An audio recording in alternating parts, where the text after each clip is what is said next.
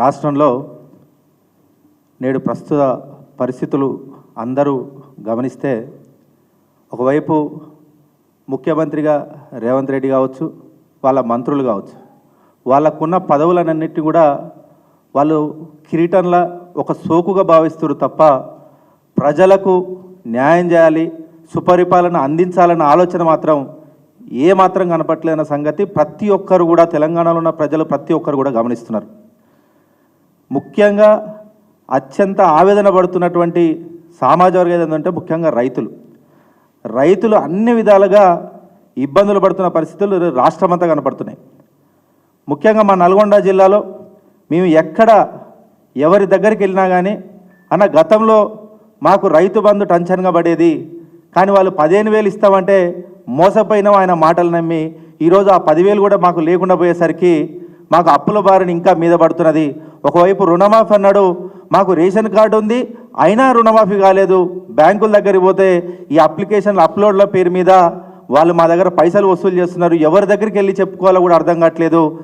ఒకవైపు ప్రజాపాలనని మేము దరఖాస్తులు స్వీకరణ తీసుకుంటామని చెప్తున్నారు, కానీ ఆ అధికారుల దగ్గర పోతే వాళ్ళు కూడా కనీసం ఒక నిమిషం అంటే నిమిషం కూడా మా ఆవేదన వినకుండా వెనక్కి వెళ్ళగొడుతున్నారని చెప్పి చాలామంది రైతులు ఆవేదన పడుతుంటే నిజంగా కడుపు తరుక్కుపోతుంది.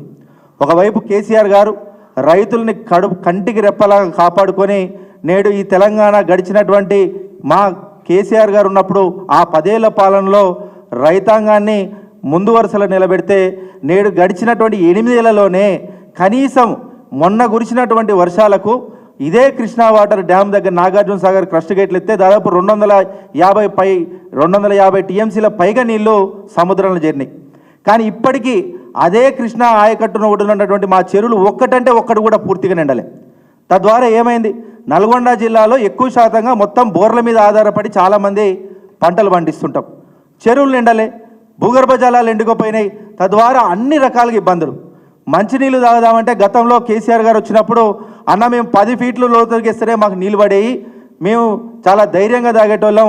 అప్పట్లో ఫ్లోరోసిస్ భూతా ఉన్నారు. కేసీఆర్ వచ్చిన తర్వాత మాకు ఫ్లోరోసిస్ మీద భయం లేకుండా పోయింది. ఎందుకంటే మాకు నీళ్ళంతా మంచిగా చేరువుగా అందినాయి కాబట్టి మేము చాలా సంతోషంగా ఉన్నాం. కానీ నేడు మళ్ళా భయం అవుతున్నది. ఊర్లలో ఉండాలంటే మళ్ళీ ఈ ఫ్లోరోసిస్ భూతం ఏ విధంగా మమ్మల్ని వెంటాడుతున్న భయం అవుతున్నది. సాగునీరు అందట్లేదు, చాలా ఇబ్బందులు పడుతున్నాం. దయచేసి ఏదో విధంగా మళ్ళా కేసీఆర్ గారిని మీరందరూ చెప్పి ఖచ్చితంగా ముందు వరుసలో ఉండి మాకు అందరికీ న్యాయం జరిగేలా చూడమని చెప్పేసి పెద్ద ఎత్తున ఆవేదన పడుతున్నారు.